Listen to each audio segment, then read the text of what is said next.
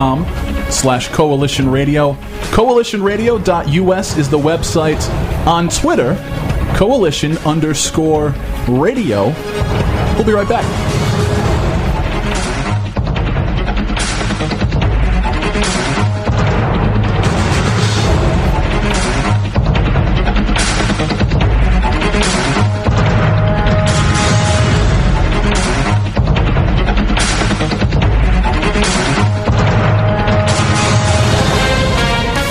Heading out on the town tonight? Be sure to log on to providencenightout.com and don't forget to check their cell phone app. That's providencenightout.com. Hello, my name is Jim Gray, and I am a judge of the Superior Court in California and a former federal prosecutor in Los Angeles. I would like to talk to you for a moment about marijuana. Did you know that since the federal government first banned marijuana in 1937, usage in this country has actually gone up by about 4,000%? Or did you know that in the Netherlands, where adults are allowed to possess small amounts of marijuana and buy it from government-regulated businesses, fewer adults and fewer teenagers smoke marijuana than here in our country? Or that an American is arrested on marijuana charges every 38 seconds? If you are wondering if any of this makes sense, you are not alone. To find out more, contact the Marijuana Policy Project at 1-877-JOIN-MPP or visit them on the web at mpp.org. Thank you, and good luck to us all.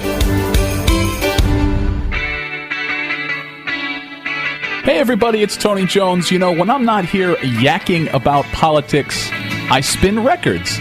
That's right, if you like good old-fashioned rock and roll radio the way God intended it to be, then tune in to The Tony Jones Show. The information's online at tonyjones.org. That's tonyjones.org. I found a picture of you. 13 Folds is your definitive source for cannabis culture, with a print magazine, radio show, live events, and so much more. Check them out online at 13folds.com. That's the number 13, FOLDS.com.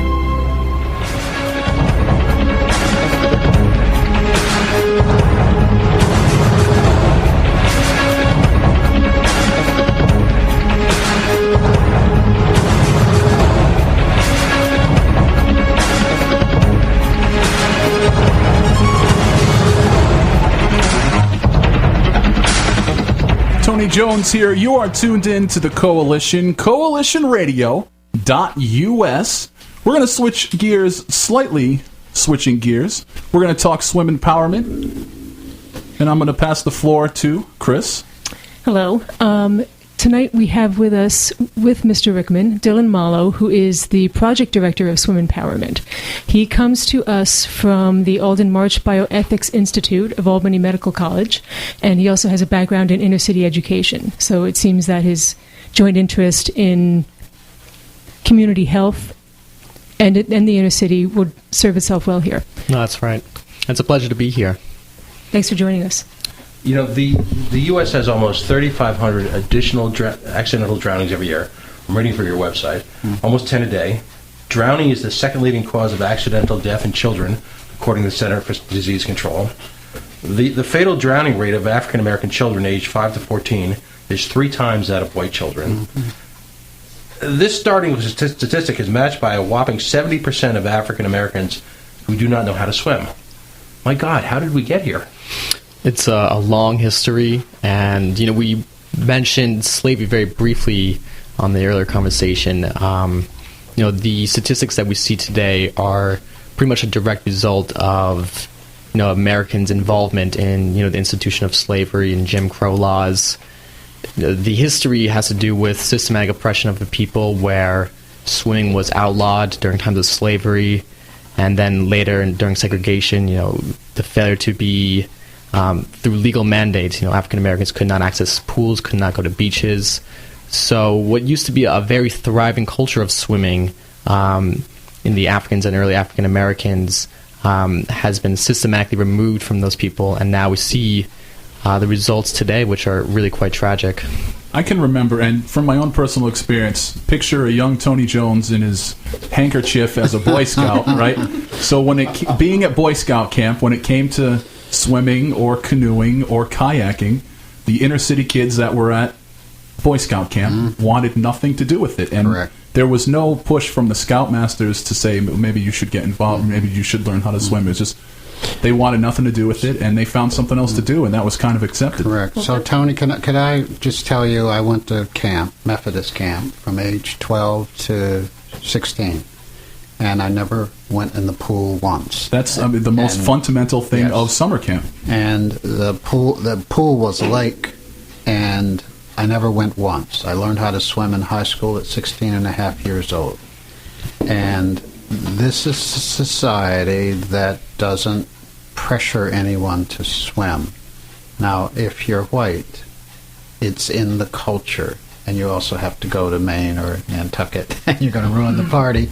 But your mother swims, your grandmother swims, your brother swims, and it's in the culture. In the African American community, it's not in the culture. Right. And even when you show up, and Tony, you gave the perfect example, you show up a place someone should be giving you some instructions or encouraging you, there generally has been none. So it's awkward. Dylan said, and I just love, because I've read it in 3 places, when the slave catchers and slave captains showed up on the west coast of Africa, they saw Africans swimming like dolphins. And they'd never seen anything like this because the rivers of Europe had been polluted since Roman times, and white Europeans did not swim, including British sailors. And they didn't want them to swim because if someone came after them, you have to fight triply hard because the boat better not go down because you will drown. That's right. And no, but this was the policy of the British government right until about 1910. So, but this is a very long, complex problem. And there is possibility of an end in sight. We're calling it swim empowerment. Well, I think that's a terrific name. Dylan came up with it. Nice job. Yeah. Thank you. I pushed back at first, and then I said, well, that's what this is all about. Yeah. Well, now, it wouldn't be Rhode Island if there wasn't a local political angle. So it just wouldn't be, because it all ends and begins in Rhode Island. And, we're the gang that couldn't shoot straight. So now take the situation this summer and talk about divine providence. You've got a mayor who is a mayor of the city, truly Yes. of the streets of the city. Yes. You've got coming together a pretty difficult summer. You've got a heritage of neighborhood pools that have been around for several years. And lo and behold, the mayor decides, well, we don't need kids in the inner city swimming. These newfangled water parks where they stand under some sort of ceramic mushroom, Spray. right? That's It'll be good enough. These aren't water parks. These are... Pretty generous name right there. It's Yeah. Spray Right, Park. yeah. Right. So I come from the city streets of Milltown in New Jersey. We had pools. We had I take it so for granted that I get outraged about this. No, everyone had pools. The whole nation. Starting in about 1910. Providence had 11 swimming pools. And I'm talking poorer cities. In fact, Yes. many of them were designed to be in the poorer neighborhoods as a necessary outlet of a way of, quite honestly, keeping the populace calm. And cool. And You cool. know, if you don't have air Now, conditioners. do you actually, and we have to be careful about this, do you know why pools were created in the first place? Dylan tells them. Right, this is actually an interesting story. So there was, as you noted, a large push to create swimming pools, around the nation. Originally, due to just generally poor hygiene in most inner city people, they were actually basically used as large baths to help get some of the populace just cleaner, to kind of get them a place to just wash off physically. And then later, of course, they developed into this wonderful recreational outlet that so many people are involved in during the 50s, 60s with the cusp of the sexual revolution, with women being exposed their bodies. I'm sorry, did you overstate that? There's some guys at my day job that could benefit from that. I'm thinking maybe we No, get he a meant company they pool weren't going. frightened to wear bathing suits. Right. No, I didn't. Please don't. Misquote me on that. So We knew what you meant. So Leah Metz and her group are valiantly. By the way, her quote when I called her about you was, "She sees you as an inspiration." She spoke very, very highly of you. You have the confluence of your organization with, on a local level, the very same issue. So my first question, of course, is how did this come to your attention? And you mentioned on a biographical nature there were some tragedies in your life that you were firsthand to. So tell us how it came to your attention. Well, I'm a little ashamed of myself, to tell you the truth, because I almost always keep my promises. I'm slow to make them and quick to fulfill them. And I'm kind of my mother's child. My mother really was civil rights extraordinary, block club, create the basketball team, kind of a woman, and really dynamic. And we all grew up keeping our word.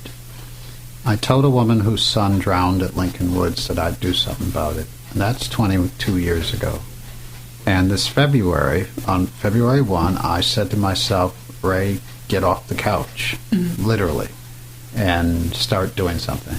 And I realized how big it is, because I didn't tell her I'd go help 10 kids not drown or go teach 200 kids. I told her, she said that she had learned that black teenagers drown all the time. And what do we do about it? And my exact words to her is, I will do something serious about this problem. And then we realized that means changing the culture. Because if you go teach 1,000 kids how to swim, so what? You need a person or two or three in every household who can swim. Not only who can swim, but who has it ingrained in them that this is worth doing, this is worth passing. Right, as a life skill. Well. So that they can teach others, encourage others. When you're a lousy swimmer, it's pretty hard to be a big spokesperson and pushing.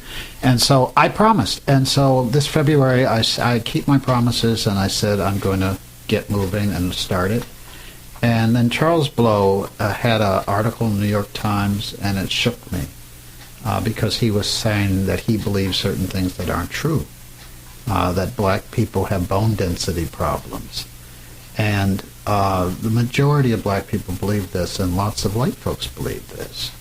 And it isn't true. Bone density, if you have it, it's a very small percentage of people. It's 1, 2, 3% of people have bone density problems and sink. And even then you can find a way. So all of these things came together, and then it was suggested to hire Dylan that he'd be a good researcher. And the way I often work is someone else. You need a partner in almost everything, either to complain to or to praise, or a Blue Cross Blue Shield proper gave us $2,500, and you need to wave that around, and somebody needs to get excited and maybe have a drink of some kind, and so you need an associate. So then he needs to be paid. Then I have to raise money. And so we're off and running. And in your hand is the report, 60-plus pages on the problem, why the problem exists, and possible solutions. Now that paper is also available on your website in PDF form. Swim Empowerment. Yes. So everyone listening can go to the website and download it and check it out for themselves. Okay. Now, and this is what's great about this effort, because there are so many out in the greater world knee-jerk reactions to a problem, which ultimately dissolve into air, and people want an instant silver bullet for a solution without really analyzing cause and effect. So I commend this to everyone's attention, because you'll then get a handle of the severity of the problem. So the next step, what do you face now in terms of your next challenge? Let me say this, and then maybe Dylan wants to jump in. I've been involved in health disparity issues forever. I worked on breast cancer for a couple of years. I worked on spinal cord injuries, which is not a health disparity problem. It's really quite unique. And several others, stroke, diabetes. And every single time I go away sad because the state or the federal government does not spend the resources it should on minorities who are suffering 3, 4, 5 times the ill effects. You would say, okay, black folks are, half the people drowning, let's spend half the money on black folks. Right. No. It's 0 to 10%. And so it never addresses the problem, never changes the culture. We're calling it the culture. It never changes it. And this is true of breast cancer, which I get angry about, because breast cancer is a disease, if you catch it in stage 1, 99% of people live. Stage 2, stage 3, 50% live.